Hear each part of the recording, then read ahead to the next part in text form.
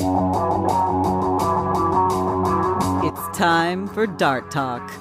Brought to you by thedartzone.com. Stay in the zone. Thedartzone.com is an official Cosmo distributor and Windy City Fabricators, America's premier fabricators of orthotics and prosthetics. And Redwood Darts, America's newest tungsten darts. Stand straight and tall and hit them all. Redwood Darts. And now, here are your hosts, Mystery Mark and Steve P.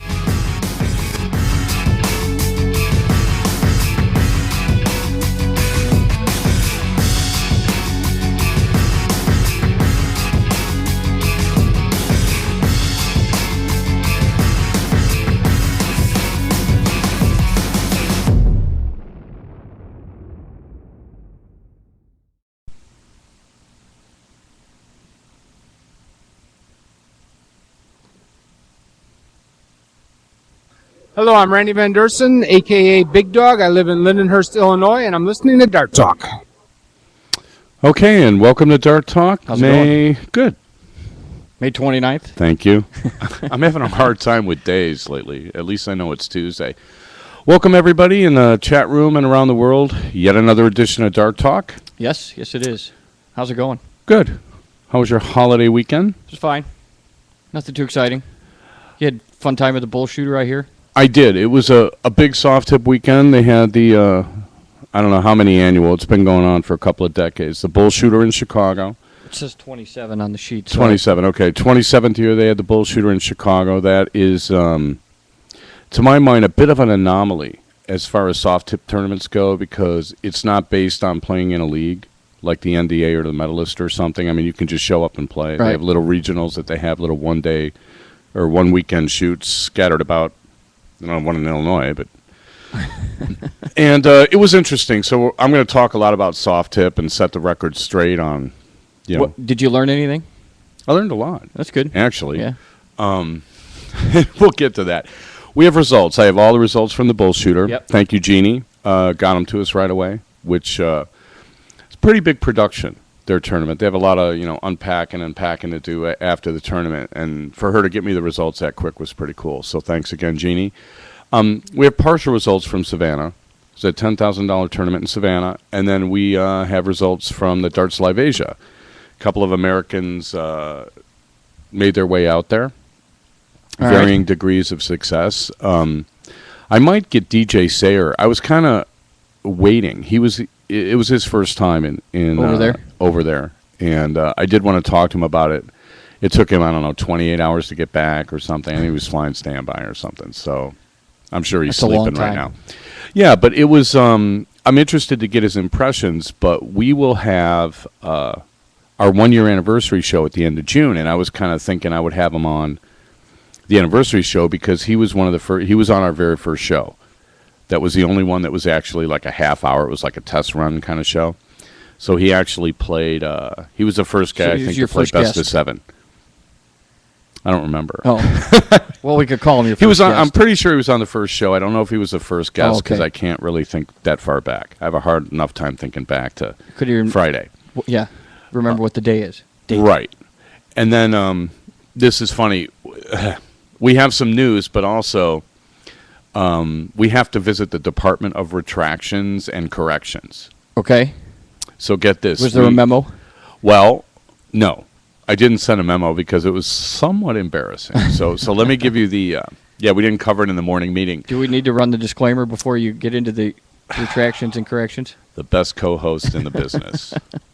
The views and opinions expressed by guests on Dart Talk do not necessarily reflect the thoughts or opinions of the hosts, our sponsors, any official Dart sanctioning organization, and post hoc ergo propter hoc, any and all spelunkers, debunkers, raconteurs, roustabouts, technocrats, hepcats, cat ladies, Lady Gaga, the Four Seasons, the Three Stooges, the Academy of Motion Picture Arts and Sciences, hipsters, kibitzers, hellions, the fickle finger of fate, or Tom Waits. Any remarks resembling anyone living or dead is purely coincidental and in no way represent Mother Earth, Father Time, Aunt Marilyn, Uncle Fester, all organized religions, independent contractors, official friends of the show, the North America Professional Dart Alliance, the Undead, the Grateful Dead, or Sharon D. Butler.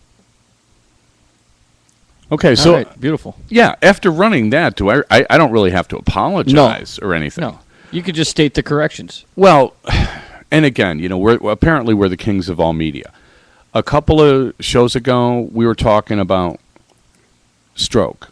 I think it was the first day we talked about stroke, and I said that I wrote down some pluses and minuses on James Wade, Ronnie Baxter, and I forget who else. Remember that part?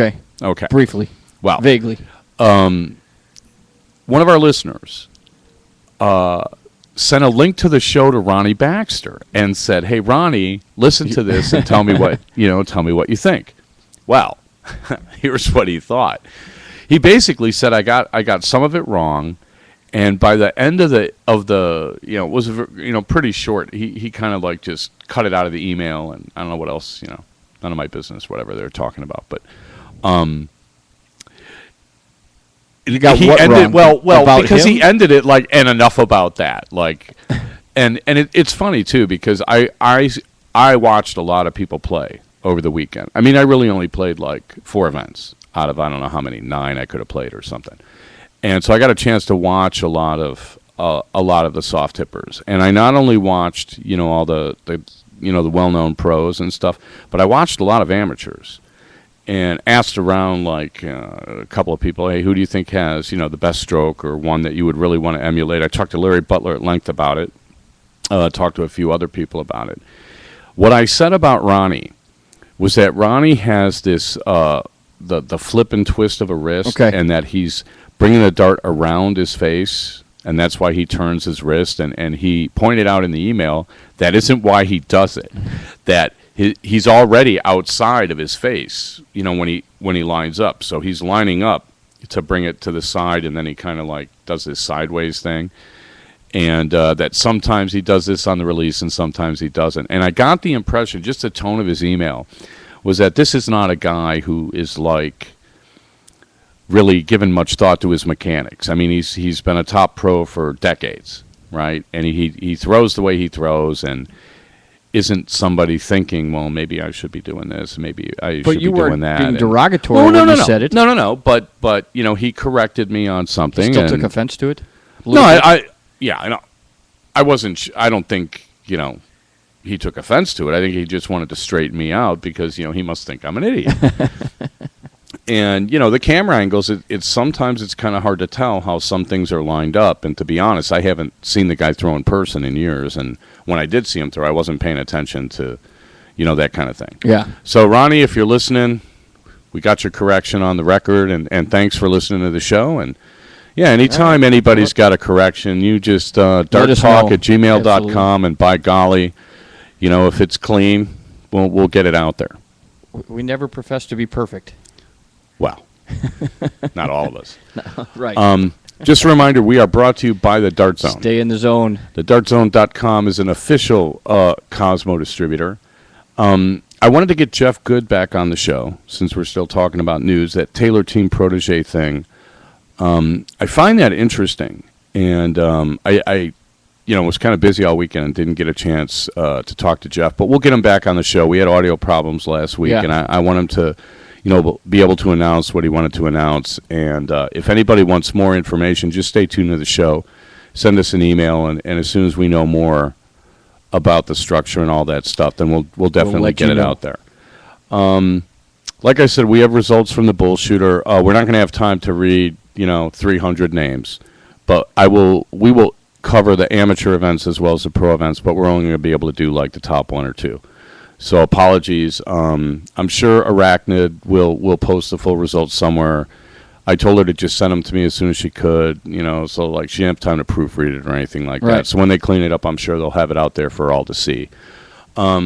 Let's start with Savannah. There was a Savannah. There was a steel tip tournament. What I heard is one of the most fun tournaments to go to that you possibly can. I didn't have time to chase anybody down.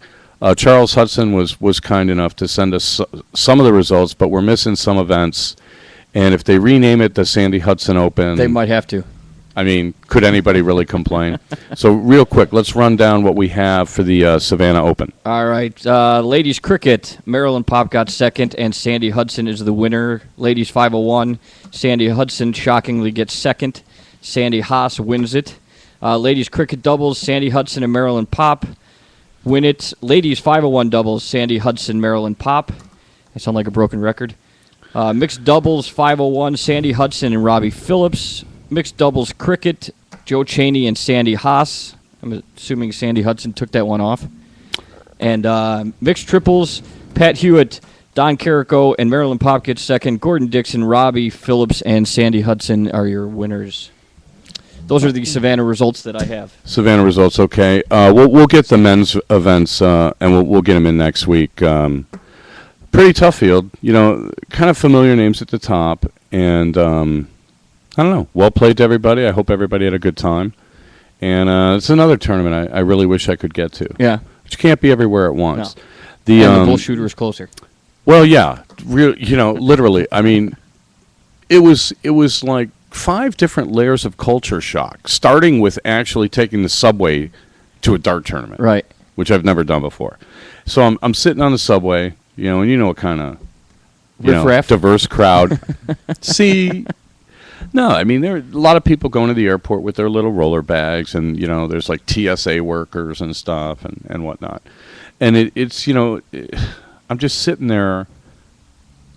I haven't taken the subway in a long time, and I'm like, I got a dart case, and I have nothing to do, so I start like fiddling with the soft tip tips, which we'll get to, and I don't know, it was just kind of strange, but I had a lot of fun, and we could talk. There's a couple of things I really want to say about soft tip and set the record straight on some things. I see Gordon Dixon's in the chat room. Gordon, go ahead and post the men's results if you know what they are. And we'll try to get them on the show like maybe after the first commercial, which is going to be coming up fairly soon. Sorry, I'm still getting over this cold, and I'm still getting... You sound better. Well, I don't feel any better. Also, I have news. I talked to Jay Tomlinson over the weekend, who's the proprietor of Bullseye News, the magazine, and also Bullseye Marketing, which is doing the PDC Pro events, or the PDC North American Tour. And I don't know if I said it on the show or if somebody said it to me, but the idea that, there'll be more people in Chicago than Atlantic City this year. There's 3 PDC events. Right. There's one in Chicago on the Sunday, the 22nd of July. Then there's one in Canada, in London, Ontario in August. And then there's a third one this year in Atlantic City, New Jersey, in September. I don't know if it's Labor Day weekend or the weekend after. I'll check the dates. But whoever's number one on that money list gets invited to the World Championships, right, which I've pretty much said is the be-all and end-all of darts, right? Yeah. But Jay wanted me to make sure everybody understood that the Order of Merit, much like the NAPTA Order of Merit, your money stays on for 2 years. So that means that, everybody should be playing all 3 this year because your money's going to count. And even if you finish second, you'll be way ahead of the people that don't play this year that try to play next year, because next year they're going to have at least 5 events, and he's already locked down 2 locations, which could not be further apart in my mind than one is going to be in Sacramento, California, which is Northern California, so all the Chicago people don't have to be scared. In Chicago, Southern California has this reputation of being like... I did not know that. A flaky land or something. Okay. But they'll go to Northern California? Northern California is awesome. I love Northern California. So they're going to have one in Sacramento, and then they're also going to have one in St. John's, New Brunswick. I get this. Did you know this? Probably not. Time zones. I learned something about time zones. Okay. This is just going to be a quick aside. There are no time zones in China. I did not know that. China is the same width as the United States. And what do we got, 4? Right. So I don't know how they kind of work things in China. But did you know that in Newfoundland and Nova Scotia and all that they have a time zone that's half an hour? I did not know that. I thought the guy was punking me. Yeah, I would so too. I went up to Dave Cameron, who was at the Bullshooter, and he's like one of the top shots in Canada. And I'm like, Dave, tell me, is this a gag? It true? And he's like, oh yeah, if it's 1 o'clock it's in 12:30. Halifax or whatever in Newfoundland, it's 12:30 in Halifax, or however it works out. And how can you have a half-hour time zone? It seems kind of crazy and pointless. Oh, and then another, really smart guy chimes in and says, "Oh, there's also one in India, a half-hour time zone." But you don't know if that's true or not. How do you program television with a I think that's the least of the worries. 8 o'clock Eastern, 7 o'clock Central. So it'd be 8 o'clock Eastern, 7:30 Central. It's like, what? So maybe that's why we don't get that many listeners in like Nova Scotia, is because they're always a half hour late or a half hour early, or catch the back end of the show. Whatever. We had some Americans playing in the Darts Live Asia stage, I don't know, 2 or 3. And everybody was talking about Adrian Lewis being there. So let's run a quick commercial, and then we'll be right back, and we will talk about, what will we talk about? We'll talk about the Darts Live Asia. Darts Live Asia. All right, so we'll be right back. T-bowing, insanity, planking, owling, Coney 2012. Trends spread across our nation as quick as wildfires, but fade even faster. If you or someone you know suffers from following trends, remember that no matter how hard you try to get rid of the evidence, chances are someone has proof. So the next time you think about jumping on a trend, remember how embarrassed you were when you found that video of your mom doing the Macarena. You're gonna have kids someday. Don't let that be you.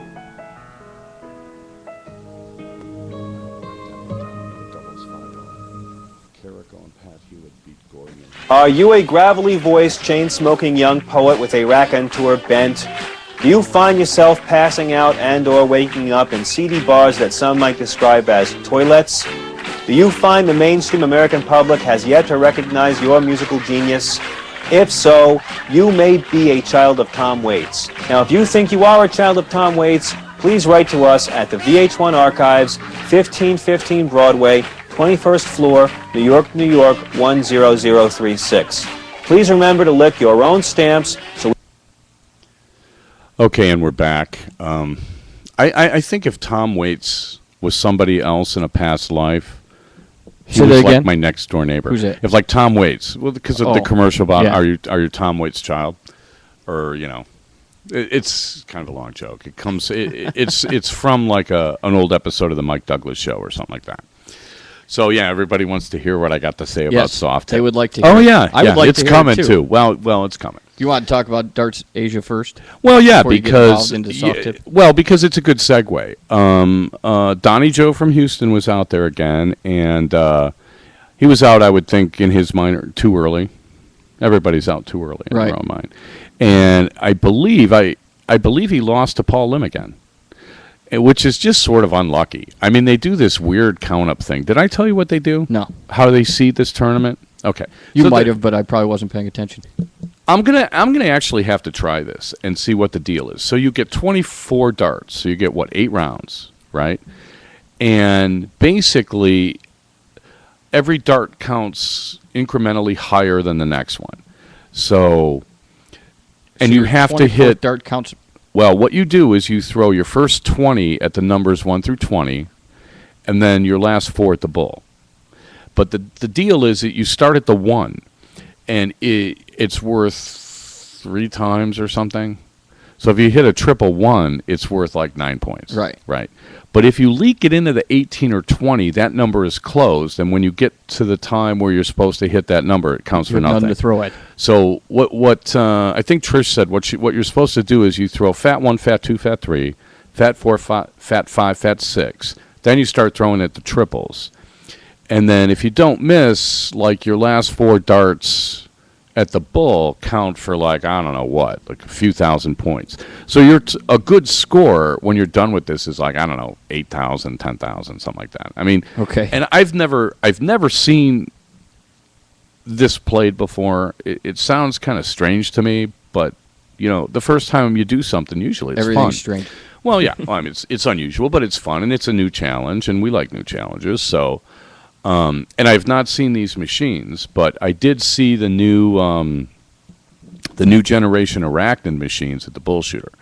So I know we were gonna do a product review of machines, but I haven't been able to see a Darts Live Asia machine or some of these other ones. But I think I may be able to see one coming up soon. They're Okay. coming to the Midwest, Sure. so I may have to run up to like, oh, it's like a 2-hour drive. Go up to Wisconsin and check it out. Check But it I may out. do that and see. I don't even know where to begin on the soft tip. Well, okay, so Adrian Lewis, everybody was like saying he was going to get hammered and killed playing soft tip in Hong Kong. Right. All right, the guy doesn't play soft tip. He doesn't probably own a set of soft tip darts. He's probably, only played it, a few times in his life at some exhibition or something.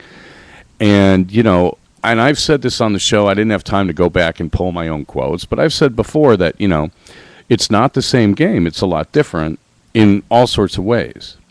So the first way that, some people may not realize is these arachnid machines had a board that spins. So you could it had a little lever, and if you push it, it's like a trap door thing in a haunted castle, and the board spins around, and it has a board that's like a regular steel board size with like a master's board with Right. real thin triple and double segments and a bullseye and stuff. And they actually had a singles event that used this board. And I was talking to Mark Hilbert, who's one of these guys, and we have to come up with a term for somebody who plays steel and soft tip regularly, like bidartual or something. Because We'll work on that. well, yeah, because there's a lot of soft tippers that only play soft Right. tip, and plenty of steel players that really only play steel, and a lot of it's geographic. And I don't know how many people I had to say this to over the weekend, because it's like, what are you doing here? You're a steel player. It's like, I live in the city of Chicago. I live about as far from the suburbs as you can get in the city of Chicago. And because of the way they do bar licensing in Chicago, there are no soft tip machines in the city because you have to pay more for your license. Right? Okay. It goes back to like, I don't know, slot machines or something. Whereas in the suburbs where there are no restrictions like that, most of the bar owners would rather have a soft tip machine because they get a percentage of Yeah. the coin drop. Yeah. Right? There's a technical term, coin drop, right? So it makes sense and I talked to this bar owner in Michigan, and she's like, well, what would I want to have steel tip boards for? I don't make anything off of those. I can make something off the machines. Okay, fine. It's a business. You're in a business. I get that. But, part of the reason I don't play soft tip is I don't have any... Where are you going to I play? got to drive an hour and a half to go play, and what am I going to play? Yeah.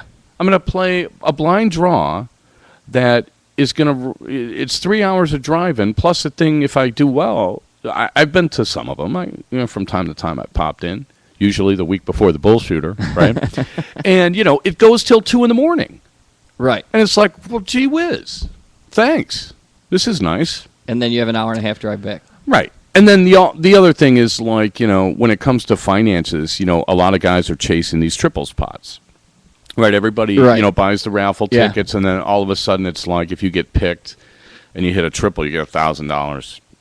$2,000. That's the big draw Yeah. for soft You have tip. 3 darts to hit, Around where we 3 are. triples. Right, yeah. And, guys are playing some of these leagues where it's like they go out once a month and they try to play like 2 matches in the same night and stuff just to qualify for the tournaments in Vegas, right?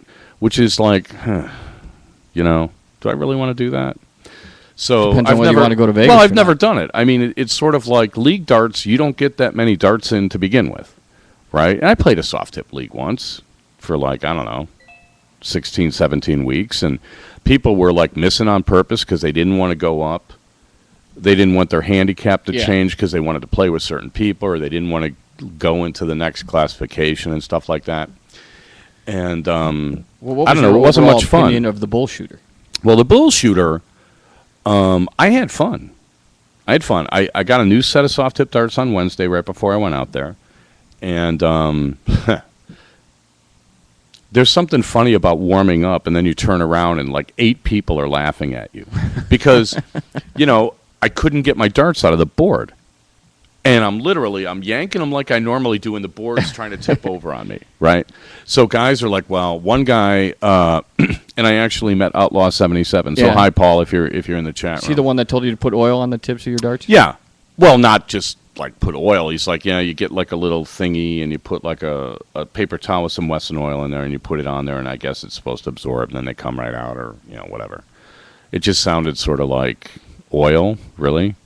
And then I got a set of points that were easy to pull out, and then I heard they were bad points, and that's why all my doubles were falling out. And I'm like, oh, really? Because they weren't falling out the triples. I'm thinking I just missed. But, no, it was fun. It's just mentally, it's a much different game for a steel tipper to play. And I'm sure soft tippers have a hard time mentally playing steel because it's different. But everything's in a different spot. So I was talking about those boards that flip over. Yeah. If you leave it where it's half open, where you can kind of see Both sides. you'll see the bullseyes are lined up, but the triples and doubles are not. Right? A soft tip board is bigger. So even though the targets are bigger, they're not in the same spot. I didn't realize that. Yeah, see, you didn't. I never knew that. And so a lot of steel tippers automatically assume that, well, of course, soft tip is easy. You got this big target to hit at. Well, it's not in the same spot that you're used to hitting. And there's some other, kind of issues and stuff that go on. But, I mean, when I warm up and I throw 15-ton 80s in an hour, I'm just not used to that. I don't hit that many on a steel board. So mentally, the one thing about soft tip that I will say it has way over steel is that you get, in more ways than one, way more positive reinforcement than you do playing steel. And especially for people that are new to the sport, if you want to introduce people to the sport, especially if they're Americans who they all grow up with whatever the little game is, PS. I never had PlayStation. One. Yeah, they got PlayStations. You got Xboxes, the little portable PSPs. games. PSPs. Yeah, right. Like my nephew has in the car that he's playing and all that stuff. And if you hit like 3 triples, you get like a little design on the screen, and you'll get like every time you hit a triple, and you'll get flashing lights when you win a game and stuff. And so for beginners and amateurs and stuff, you get way more positive feedback than you do playing steel, where you grab your dart, say, nice leg, nice and game. show me one. Yeah. Right? It's just, never ending. So I could definitely see why some people like it. And in a sense of like somebody who's never played before and who maybe isn't all that natural, they're going to hit more stuff on a soft tip machine than they will on a steel board, because the targets are bigger. Yeah. I mean, the area is bigger. I mean, nobody would dispute that. And I think for a beginner, and I had never really thought of this, for a beginner playing steel and missing all the time, that's got to be like a drag. Well, it depends.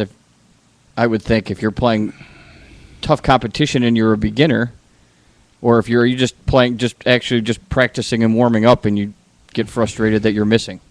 Well, yeah, I mean, it's miss. It's all negative reinforcement, because almost everybody misses almost every dart, right? I mean, how many ton 80s are you going to throw in a day? Right, but on the other hand, if you truly are trying to get better, then missing actually would make you get better. And if you're too easy to hit the numbers on a plastic tip board, then you might not be inclined to try and get better.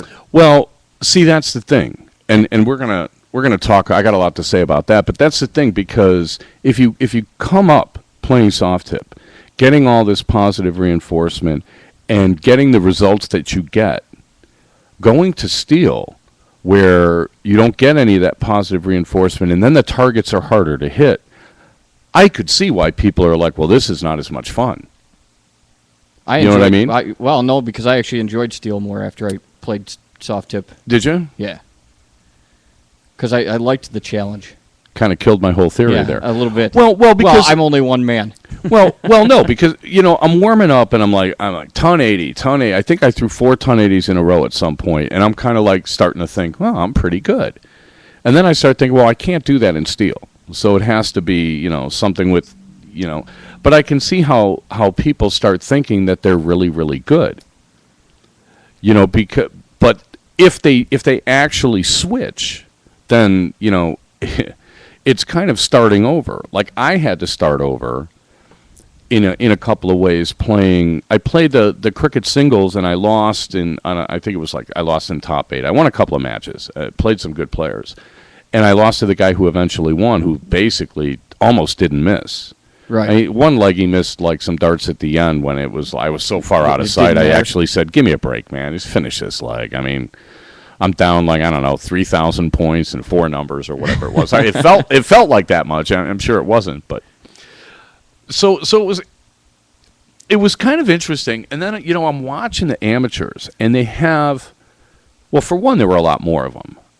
They must have had like, I'm thinking maybe 500 amateurs playing all Okay. weekend. A lot of girls, a lot of guys, and people taking it seriously, but also having a good time. But a lot of emotional players, which Really? I'm not used to seeing. Oh yeah, and I mean, you got somebody playing in the amateur level who's got one dart at double 16 to win the match, and I watched this guy. It took him 2 minutes. He gathered himself, gathered his thoughts, walked around the line, and, he took his time, he lined it up, he hit it dead center, and then he started jumping around and high-fiving his teammates and everything, and I'm like, wow, he's an emotional player. Right. What else could Well, you he say? was happy. Well, yeah, I mean, why? Who's going to be sad when you lose or when you win? Who's going to be sad when you actually hit Did other something? people think he was a little over the top? Well, Or are most people like that? They're used to it. I don't know. Or didn't I don't really know. matter? I mean, it's kind of like I hear amateurs say this all the time. Like they feel like somebody's showing them up. If somebody's like celebrating after a win, like, oh gee, why don't you act like you've hit a double before? But it's genuine emotion. You can't criticize somebody for that. They're happy they won. They're sad when they lose. That's human nature. You can't really complain about that. So when somebody says that, I just kind of like, whatever. To each his own. Yeah, I mean, you should have hit something and beat them, and then you wouldn't have watched them like dancing on your grave. Which is not what they're trying to do. Right. Not what they're trying to do. So that was the first thing that struck me, was that the positive reinforcement that you get from soft tip has to help you when it comes to retention of players. Right. And now I'm talking more about league players and like, people that are coming into the game, they're playing for the first, like maybe it's their first season they've played a league or something like that. I would have to think if you want to grow a dart population, it's not a bad way to bring somebody into the sport. Yeah. Right? Because, they run get 'em it. They interested. run it seriously. I mean, they've got like, tournaments. They got, brackets up there. They got people watching the brackets, making sure you show up, and they run it a little differently than the steel tip tournaments that you've been to, where they make board calls on every single match. Here, you're in a certain section on a certain bank of boards, and it's incumbent on you to go there and look and see if you're up. Right? And then they're playing double elimination, which is another thing Right. that, I've always harped that, you need to play more legs to, get people, coming back to tournaments. And all the soft tip tournaments, apparently, well, there was one event that wasn't, but for the most part, they're all double elimination. So if you have a bad match, you're not out yet. You got to come up and You'll play win more. a lot more matches. Well, yeah. But that's okay. But that makes it fun, too. Well, yeah, I mean, it's like you're not one and done. Yeah. Which is what I've always said really hurts steel tip turnout among amateurs and recreational players is they're going to play once, have one bad leg, and they're going to now they got nothing to do for 3.5 hours. Right. What, Come back tomorrow. Yeah, right. so we've already agreed that that's no good. Okay, so they run the tournaments now. I heard a lot of complaints because I did talk to a lot of people. And thanks, everybody, for listening to the show. I ran into a lot of listeners, ran into Outlaw 77, talked to Sally Kelly, a few other people, which was nice. Okay, we're going to have to do, let's do a real quick 74. Let's do a 74-second commercial, and we'll be right back. Hey, Sarah. Oh my gosh, she's so cute. Been doing like I taught you. Love the new tattoo, Sarah. Dude, that's Sarah. The girl in the pink shirt. That's the girl I was telling you about. Theater 2 on your left. Hey, Sarah. What color underwear today? Hey, Sarah. So when you going to post something new? Anything you post online, anyone can see. So think before you post. Why can't guys just ask us out? They have to pretend like it's a coincidence that we both want to see a movie. Or say, let's just go hang out. Of course I'm going to say yes to that. I want to go hang out with a friend. But it gets weird when that friend tries to kiss me. I don't need one more guy in my life trying to have sex with me. Please, I love it how girls act like they don't know the code, like they don't know what hang out means. You agree to go to the movies with me. I show up bearing flowers. I pay for the movie. And the second I go in for a kiss, it's all, oh, we're just friends, right? Yeah, I asked you out because I need one more girl in my life who won't have sex with me. Grow some balls. Stupid. I'm Paula Murphy. I'm in Orange Park, Florida, and I'm listening to Dart Talk. Okay, and we're back for the second half. Dart Talk's brought to you by the Dart Zone. Stay in the zone. DartZone.com is an official Cosmo distributor. Also, thank you to Windy City Fabricators and Redwood Darts. You can email us at darttalk@gmail.com, or you can download the podcasts in a number of places. iTunes, TuneIn.com, Stitcher.com. There's links on Facebook. We have a Facebook page at Dart Talk. You can go to darttalk.us. That's our official website, which has nothing on it right now, but I will be getting to it in the next couple weeks. It's been a busy month. It's 4 straight weekends of tournaments is like too much for me. You know, that's just rough. Right. So I have a hard time with that. But so where were we? Does Redwood Darts have a website? They don't have a website, but we'll have links to their stuff on our website, or Bill's going to have it on the dartzone.com. So you'll be able to see the Redwood Darts pretty soon. All right. Probably, I'm thinking 3 weeks. Okay. And if Gordon's asking... That's a good timetable. And also, they are going to... Redwood Darts is actually going to publish a book on darts. I got Redwood Darts to put up enough money to translate from the original Swedish the Nepitz algorithms that this guy wrote for me a long time ago that Gordon Dixon insists does not exist.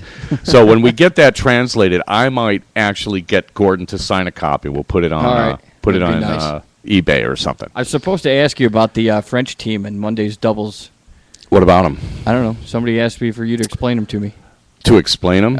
Well, they had some odd names. I think one of them had a website on his shirt that said drugtestme.com, but maybe it means something different in French. I don't know. That was the French translation into No, I English, think that's exactly. Maybe I misread it, but I thought that's what it said. Yeah, we had some. But there's no good story there. Not well, really. Well, I don't know. They ended up beating me and Dave DePriest. I mean. Oh, maybe that's the story. Oh, well, okay. Everybody want to hear my failures? Let's see. I played really bad in the 5-0 and didn't win a match and missed, I don't know how many darts at doubles. I don't know, 12, 13 darts at doubles in like 5 legs or something. I thought I played okay in the cricket, and then I got absolutely killed by Big Dog. That's why we had him at the beginning of the show. Right. And actually, I did want to mention that he won the Top Gun cricket. And he had a real nice post on his Facebook page. Apparently, he's been playing this tournament 17 years. And he's always been one of the top players, especially in the Midwest. First time he's won a singles event there. Wow. So it was like special to him, and I was happy to see him. And, he kept it going. He played phenomenal against me. He was averaging, to a soft tipper, this may mean something like 7.3 or something. Yeah. And apparently he just kept it going. So congratulations to Big Dog. And we do have results. We will get to those. There's 2 things that I wanted to talk about that are going to bother people. Oh, perfect. Oh, do you want to bother some people? No, but it seems to happen anyway. And actually, I brought this up to one of the higher ups at the Bullshooter. So what the Bullshooter did was a couple of years ago they split the pro field in 2. It used to be you were either an amateur or a pro. Then they came up with 2 classifications of pro. So now you're either an amateur, an A, or a AA, which makes you sound like batteries, right? And so I was joking around with one of the A pros. I'm like, so you're one of the remedial pros, right? And it's kind of like, what am I doing in the AA pro? I don't really know what I'm doing. But what they did was they took the steel tip rankings of the top 50 from the ADO and put them on the AA pro list. Okay, fine. Go ahead. However... Here comes the excuse me. Here comes the big however. They didn't look at the Canadian results at all, or the Canadian rankings, and they're very easy. All you got to do is go on the internet. It takes you about 2 seconds, and there you are. So, who shows up to play in the amateur division but Dave Cameron, who's been one of the top Canadian pros for years? So here's the thing. I mention it to one of the Bullshooter guys, and I'm like, I don't know what you guys are thinking, but if you're going to like put the American steel players on your pro list, I don't know why you wouldn't put the Canadians. He's like, well, we don't follow Canadian steel. And I'm like, and you follow American steel? Is that because I haven't seen you around, but okay. And then there were also like some guys from other countries, and it's like, it's pretty easy to do this if you really want to do it. And there's a point coming here. But we are waiting. But this is funny. So I mentioned this to the guy, and I'm like, you didn't put the Canadians. He's like, oh, I can do better than that. Or I got an even better story than that. And I'm like, well, I'm not sure you should. But apparently, like, I don't know how long ago, 17 years ago, one of the Brits that was 3 years removed from winning the World Championship showed up and signed up and played as an amateur. And they didn't care, or they didn't know? I guess, he wasn't on whatever list they had at the time, being like, uh-oh, careful, alarm Red bells, flag. danger Will Robinson, so. And then I guess they made him, stop playing as an amateur after that. But the reason I bring this up is because there are a lot of people that seem to think that somehow segregating everybody into whatever classifications, pro, A pro, AA pro, AAA pro, whatever, masters, not masters, is good and is going to grow the sport. For a participation standpoint? From a participation standpoint. And I have always said the opposite. I've always said that handicapping doesn't do that you're wrong, and I can prove it, and you show me any evidence that this works. So a lot of the amateurs that I talked to at the Bullshooter were really complaining. And they weren't really complaining about Dave. They're complaining about other guys. That, well, what's this guy, why isn't he a pro, and la-di-da-di-da. And what happens, the way the Bullshooter's done it historically is if you win any money as an amateur, they would put you on the pro list for 3 years. And if you didn't win any money as a pro, they would put you back on the amateur list. So like all these guys in Chicago that are really good players wait until they're on the amateur list, they go and they play, they win money, and then they disappear for 3 years and come back. Okay. So I don't understand how that really helps your participation. Now, the company that runs this, I assume, does pretty well, but I don't know that they have anybody actually analyzing metrics saying, well, what's the retention rate of amateur money winners? Like how many of them come back and play and always play pro? And some guys do. But, it's a strange tournament. It's not a league tournament. It's not like the NDA or Medalist or, whatever else they have out there that I don't know about. It's just kind of like a one-shot deal that has come about. And I'm not going to, people have told me kind of how the tournament came about. And I'm not sure that that's important. But it seems to me that if we're talking about seeding, and this kind of thing kind of go hand in hand. Nobody can really agree on how to seed. I told everybody how to do it. They didn't listen. So of course not. It's their own fault. When it comes to classifying this stuff, you can't discriminate against Americans and put them on a pro list and not put people from other countries on the pro list. What are you talking about? What is this? Was the general consensus, though, that the people that go to this tournament like the amateur A and AA status?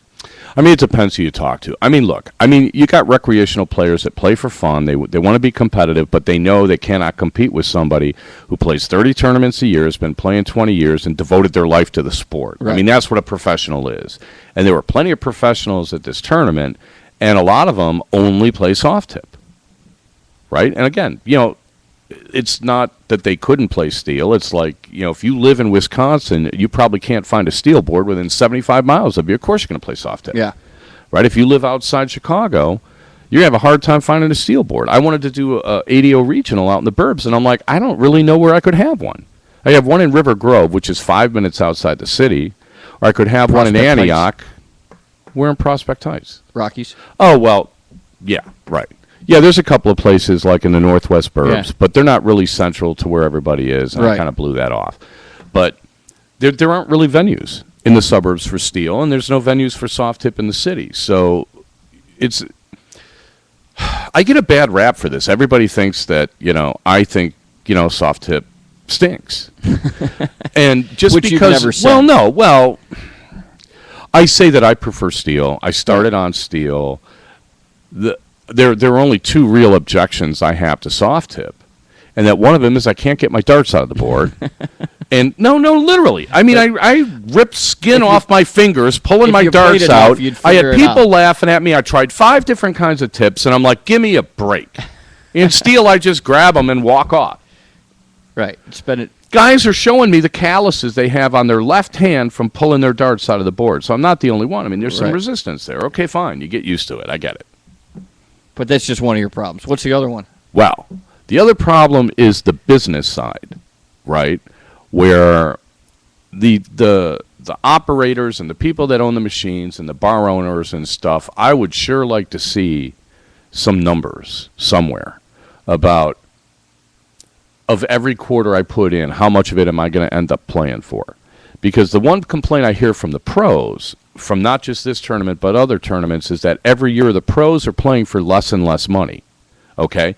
If you make it where the amateurs are making more money than the pros, nobody has an incentive to improve. Exactly. In fact, they have a disincentive to improve, and they have an incentive to not get too good.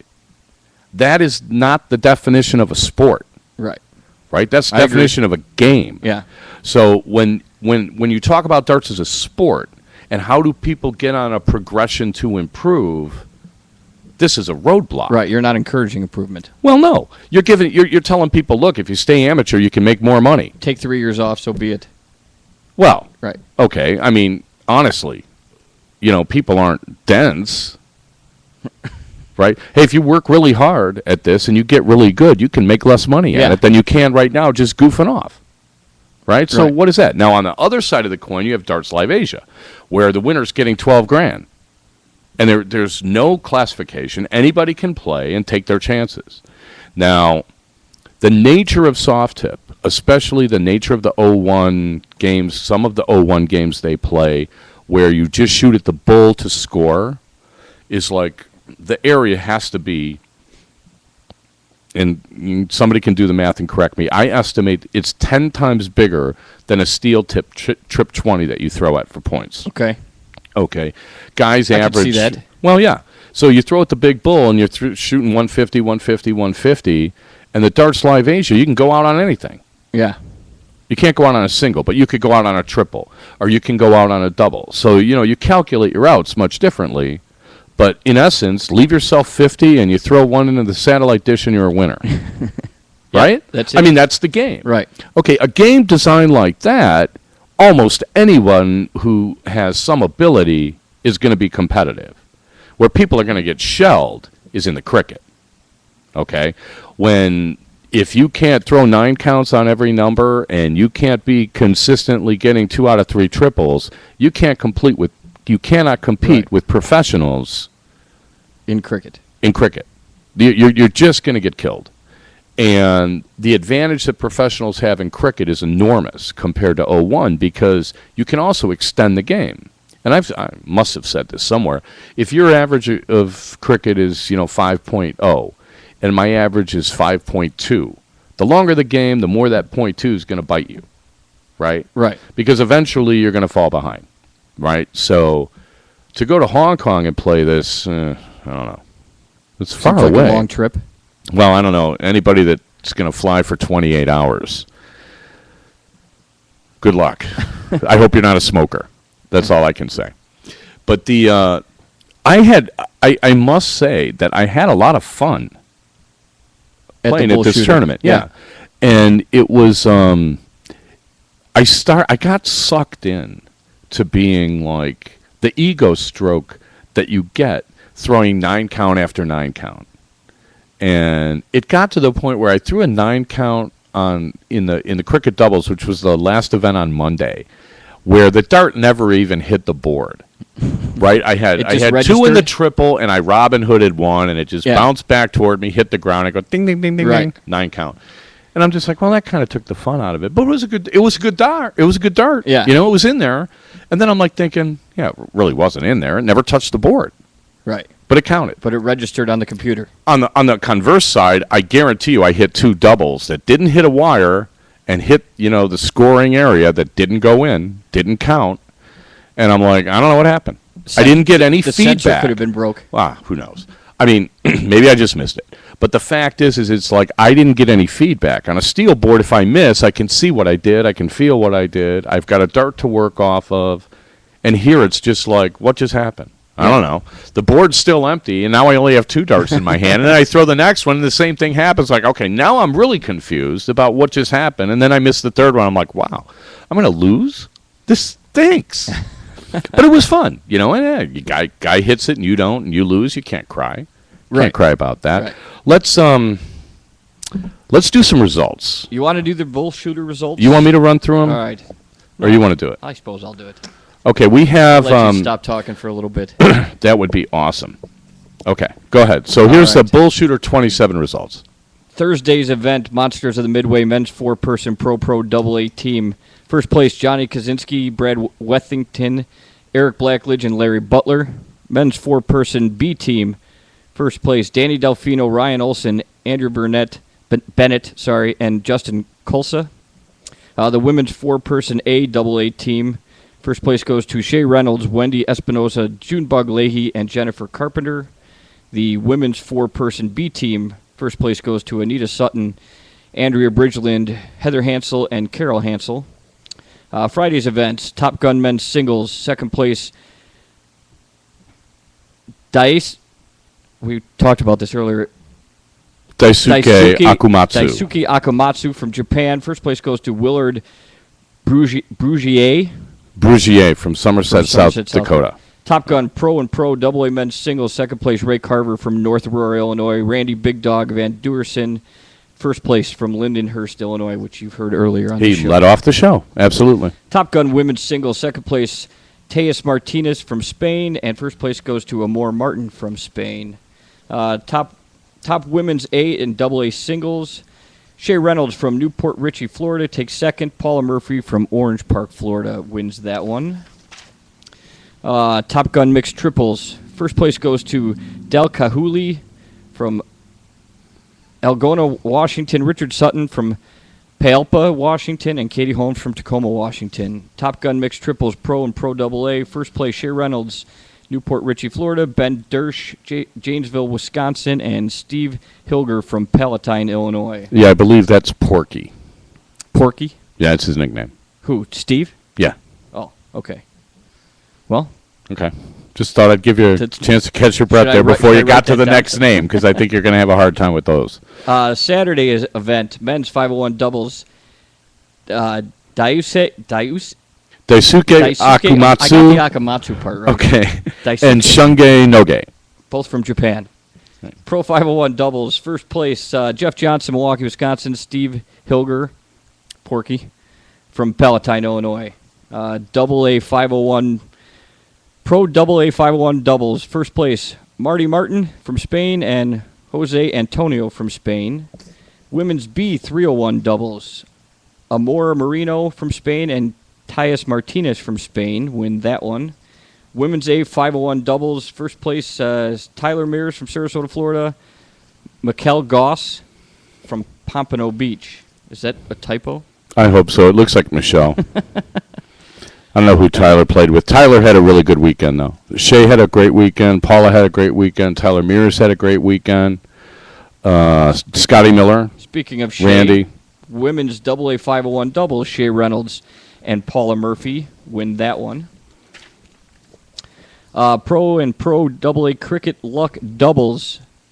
First place goes to Eric Gregory from Festus, Missouri, and Ben Dersch from Janesville, Wisconsin. The mixed cricket doubles. First place, Trish Grezik from Canada and Dave Cameron from Canada. Sunday events, international parade and team competition. Team Spain second, Team USA first. I think Belgian came in third there. I cut it out. All right. In case any Belgians are listening. When they first talked about the France thing, I thought that's maybe what they were talking about. No, we played... No, just keep going. Women's A and AA combo luck. First place, Diana Rutherford, Kansas City. Shay Reynolds, Newport Richey, Florida. Women's B combo luck. Katie Holmes from Tacoma, Washington. Denise Davis from Mesa, Arizona. Men's 501 singles. Second place goes to Alex Reyes, Floresville, Texas. And first place goes to James Grayton, Niagara Falls, New York.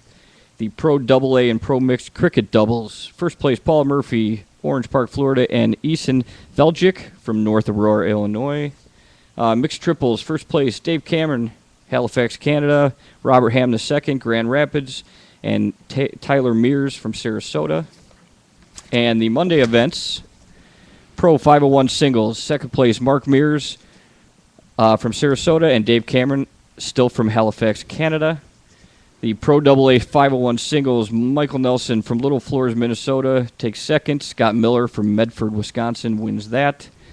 The Women's B cricket doubles, Jillian Lembruni from Loves Park, Illinois, and Anita Sutton from Rockford. And then the Women's A cricket doubles, Dawn Hubbard from Peoria, Taylor Maxwell from Bartonville, both in Illinois. Women's AA cricket doubles, Julie Weger from Normal, Illinois, and Lisa Yee from Mesa, Arizona, win that. Men's cricket doubles, Ryan Olson from Janesville, Wisconsin, and Justin Colsa from Hazel Township, Pennsylvania. Pro cricket doubles, first place, Anthony Luna, Des Moines, Iowa, and Sean Hortzman. Did I pronounce that right? From Guttenberg, Iowa. And the Pro AA cricket doubles, Eason Veljic from North Aurora, Scott Miller from Medford, Wisconsin.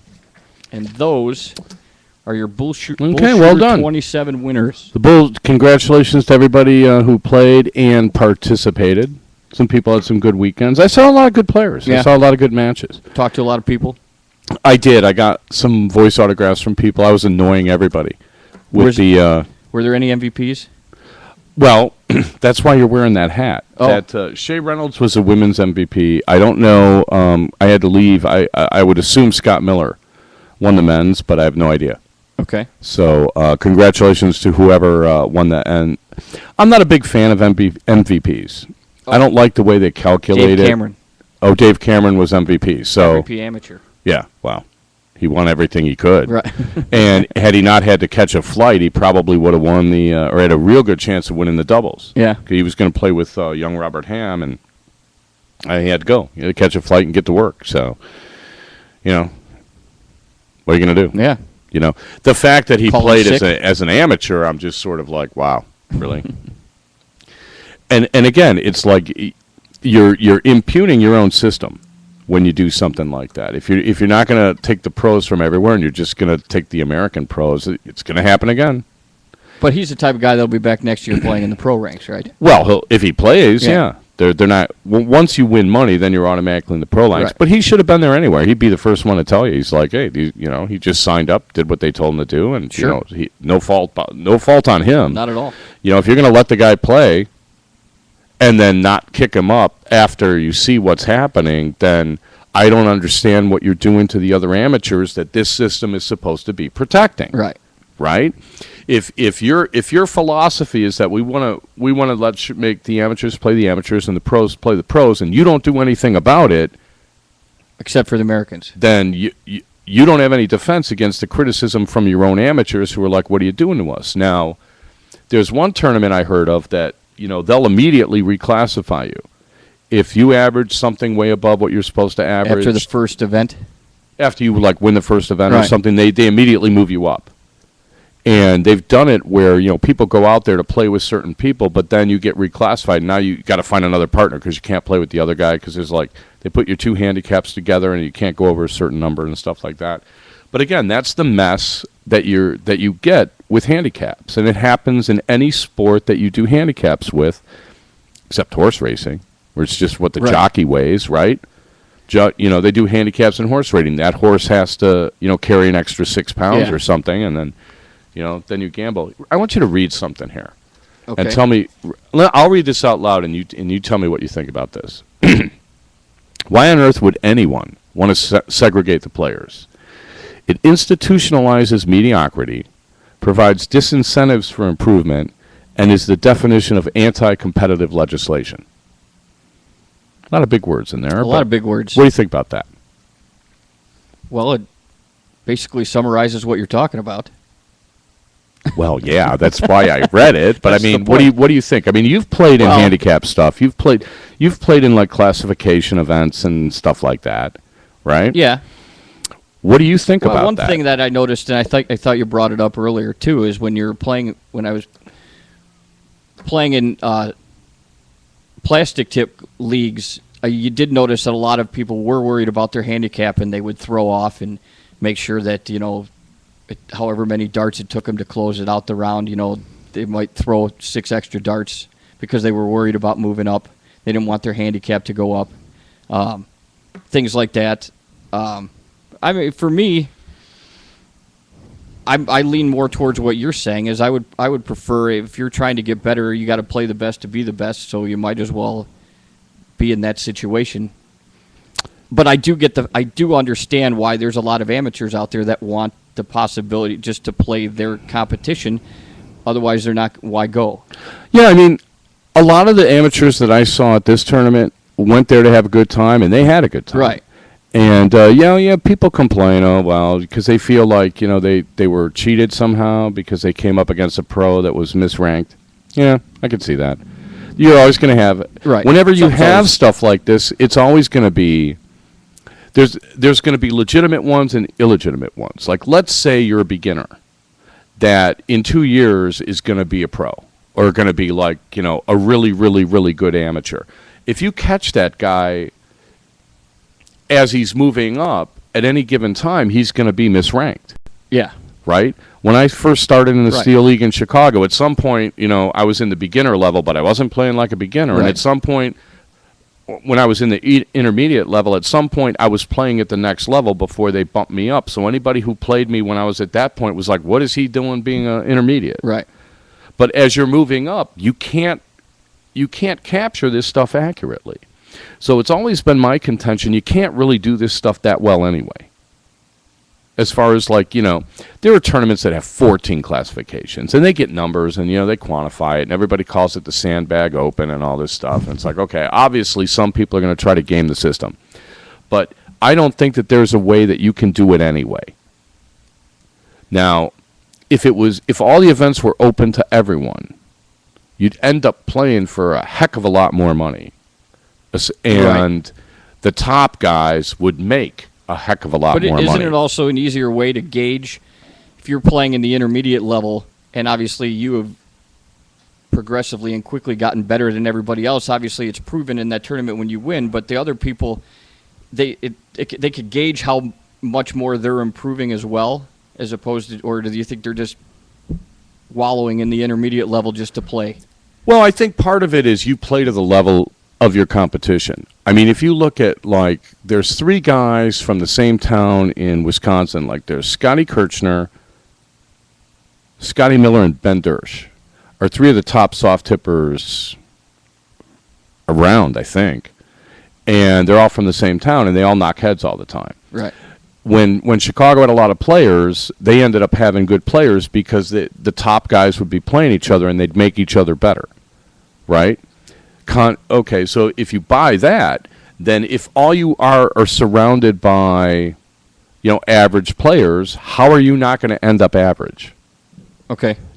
How do you even see what a good game is supposed to look like unless you happen to run up against a top player, which you're not going to do if all you are surrounded by average players. And then these tournaments where they had quite a few people watching the men's finals and the men's top 4 or something, but it was only because there was a lull before they started some events. But generally, when the top guys are playing, the amateurs are playing somewhere else and can't watch them anyway. So the whole idea of segregation, to my mind, does way more harm than good. Right? Now, there's going to be players that are never going to be great. They don't have the time, they don't have the inclination. They don't want to put in, the effort it takes to improve, but they want to play and they want to have fun. So great. I mean, there should be a place for them, but not tournaments. Not a major tournament. No, not any tournament. Right. I've always said tournaments are where you go to play and see where you're at.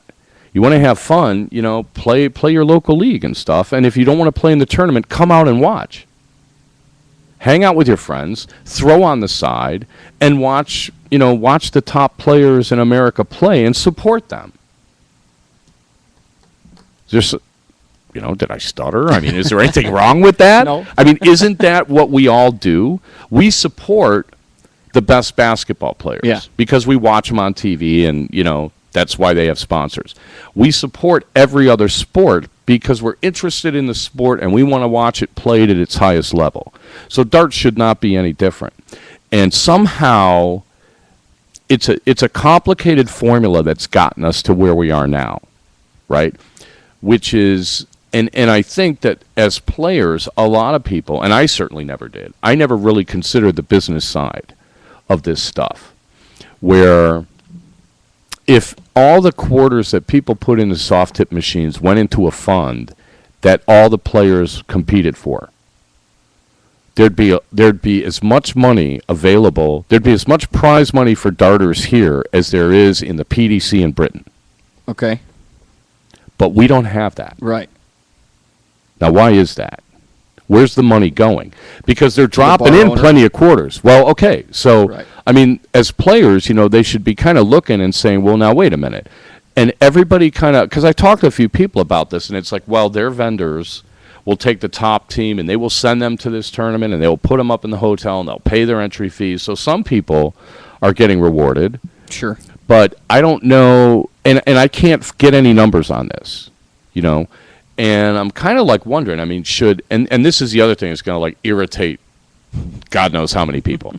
It's like you go to a tournament. I got some emails, and I won't mention the tournament. I got 5 different people emailing me about one particular tournament last year saying, do you know how much they made off that tournament?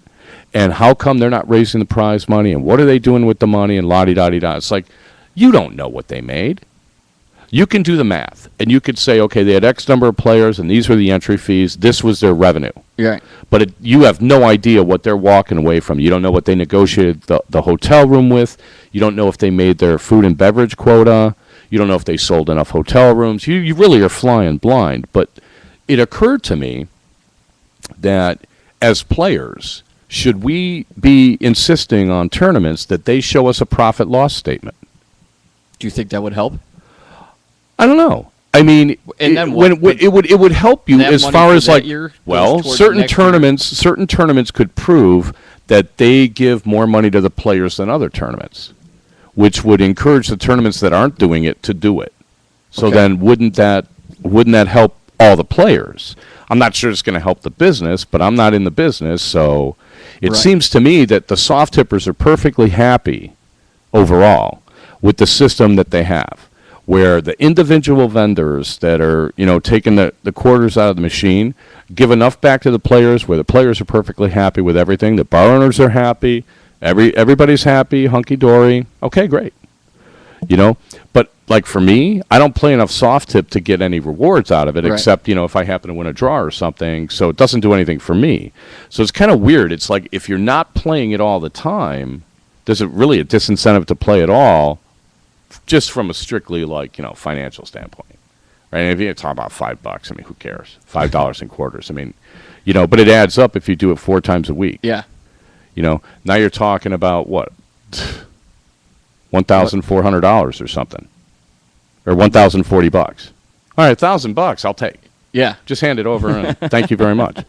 So, but the idea that tournaments, and now I'm thinking more about the ADO tournaments, because a lot of them are run by like nonprofits and run by leagues and stuff, and they get grief from their own players, like the Windy City Open, right? Yeah. Which is no more, right? Because they kept saying we lost so much money, but I never saw numbers. I just saw rumors. So let's say, for instance, just as an example, like Windy City published something, and they said, well, the room cost them $2,500, and they didn't make their food and beverage quota, so that cost them $1,000. And then it cost them $250 to rent a truck and get the boards over and what have you, whatever. They list everything. You could do something with that. Right. Hey, I know a guy who works for a hotel that can get you a better deal. Or, well, I know a guy with a truck you could have borrowed and saved your $250, or however it works out. At least they can't be accused of any sort of mismanagement either direction. Like this one tournament supposedly made $10,000 last year, which is a lot. I'm thinking for a tournament to make $10,000, and then what are they doing with it? Well, I don't know. And the payouts weren't good, or they're just normal, or you pay out what you're published. I mean, you're a consumer as a dart player. The payout says you're going to make this if you win second, this if you win first, this if you win fourth, and you decide if you're going to go to the tournament. You know up front what it's going to cost. The tournament directors have done their job. They've paid what they said they were going to pay. Okay, so that's the minimum. Now, if they take in way more money like they did in Stamford last year, they kicked up. They immediately announced that they were going to increase the payouts in the pro singles, and they increased it considerably, like $1,000. Everybody's happy. Right, that's what you're asking for. Well, I'm saying, like, what accountability do tournaments have to players? Because I would say that there are some tournament directors who say they have zero. Okay. There are some people with the attitude that, like, you can't ask for a refund. Well, anything else you can. If I don't like my coffee at Starbucks, they make it good. I want a refund because, I had to play Larry in the first round and he killed me. I want my money back. I mean, that's not going to work, right? You see what I'm saying? But, I mean, it occurred to me that if there was a system where tournaments reported financials in some way, shape, or form, it would help everybody. It would help tournaments that if you see a tournament, like let's say you want to go to Tournament A or Tournament B. Tournament A gives 95% of all the money back to the players, and Tournament B gives 80%. Which one would you go to? A. Right, exactly. Right. And it's and I have a feeling Soft Tip runs the same way, where it's like, people, if their vendors treat them well, whoever's like managing their machines and stuff, they're going to keep using them. And if the vendors don't treat them well, they're not going to use them anymore. So it's a commercial transaction, and dart tournaments are too. We just as players don't look at it that way. Yeah. We don't look at it as businessmen because we're competitors. So I don't know. It's kind of an interesting thought that I think a lot of people are going to take issue with, but it's worth saying. That's the point, thought. though. Well, I'm not doing it just to stir up some stuff. You're not stirring anything up. It's a conversation piece. Obviously, not everybody's going to agree with everything. Look, every public corporation has financials. Right. Right. If you want to buy stock in Apple, you can go and see, what they did here, what they did there, what they did here, what they did there. But the idea of, because I was talking to somebody about this, and there are people that say if there was a professional organization that ran tournaments for people, right, where they said, look, we will fly ourselves in, we'll bring the boards, we'll set it up, we'll manage this, we'll take entries, we'll run the boards, we'll do all this for $2,500, and then the league can just sit around and watch. Fine. And if they ran it professionally, like the PDC runs it, the players would certainly be happy. And then, you could say, hey, is it worth the money? Is it not worth the money? You know what I'm saying? Because you got all these volunteers running around killing themselves. They're working like basically 20-hour days for 2.5 days. And what is the league getting out of it? Some leagues make money, some don't, some break even. But I would like to put an end to some of these rumors. Because I don't like I'm not the police, getting emails about, oh, you should talk about this one tournament. They're ripping everybody off. They made this money. They're not raising their payouts. It's like, hey, you don't like it. If you don't like the way a tournament's run, you don't go. Right. If you don't like the way you're treated, you don't go. But if everybody started really saying, I want to see some financials, I'm not sure that that's out of line. Probably not. I don't know if it's ever going to happen, but it's not out of line. I mean, it helps you make decisions. Even if they say, well, we're not going to tell you anything, you could just sort of assume they made a lot of money then. Yeah. Or they mismanaged it. But, when you have volunteers running things and you have amateurs running things, they're not going to be run as professionally as they would by a professional company. See what I'm saying? Absolutely. So if there's a professional company with a track record and they do everything well and it ends up saving you money in the long run, how is that not a good thing? Right. I mean, it's a big country. I don't know. I could be schlepping boards around. Backpack, wagon train. Yeah. I don't know. I mean, I don't know how realistic it is. But I want an end to the emails about this one tournament, please. There's like 5 people emailing me. Enough's enough. If you don't like the way a tournament's being run, ask them. No, well, I'm not saying don't go. I'm just saying send something to them and say, I'd like to see a statement from the last tournament. Profit-loss statement. Let's see what they say. Yeah. And if somebody's like, well, no, we're not going to tell you anything, and it's none of your business, and what we make, and if you don't like it, tough, okay. Right. Then you know There you go. know what kind of people you're dealing with, and it's up to you whether You know you want where to you patronize stand. them or someone else. Right. Or stay home that weekend and play a local draw. I can't. My board schlep. I'm a board schlepper. Thanks, Gordon. That's nice. I was a board schlepper this weekend. I didn't play that well. Yeah. I played okay, I guess. I don't know. I can't quantify it. I don't play enough soft tip to know if I played well or not. Somebody said I played awesome, but you didn't win.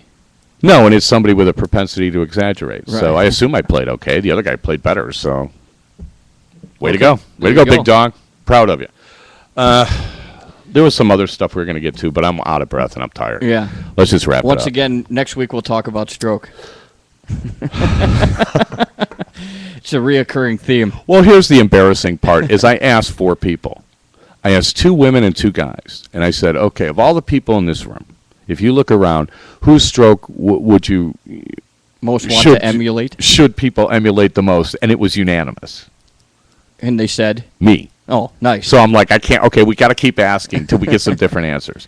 So I want to get some of the pros, some of the pro guys on the record about this, and we'll see kind of what take they have and Okay. stuff like that, and then we can get on to the cool stuff that's on that list that Lord knows. Right. We'll get to eventually. When we start talking about the mental part of the game, that's where we're going to have Oh, some boy. fun with people. Yeah. That's going to be good. We have anything else? Are we good? I would like to say thanks to Shaver letting me wear her hat. I think it's becoming. Yeah. Next week we'll hang it on the wall. Right. And she signed it and everything. She was very cool about it. She was very emotional about winning the FI women's MVP. Yeah. That was her first tournament that she ever went to. So if you look at her progression over a few years to go from winning the women's amateur to now being the pro women's MVP, I think that's pretty awesome. Yeah. So congrats to Shay. Paula Murphy played fantastic over the weekend. Scotty Miller played great. Randy Van Duerson played great. Saw a lot of great darts. None of them were by Frenchmen. Okay. So that's good. Now that we know that. Anyway, we're brought to you by the Dart Zone. Stay in the zone. TheDartZone.com is an official Cosmo distributor. We'll be back next week at the usual time with lots more and the rest of the results from Savannah. All right. You got anything? No, I think that's it. Thanks for listening. Thanks for listening, and we will Dart Talk to you next week. Everybody take care.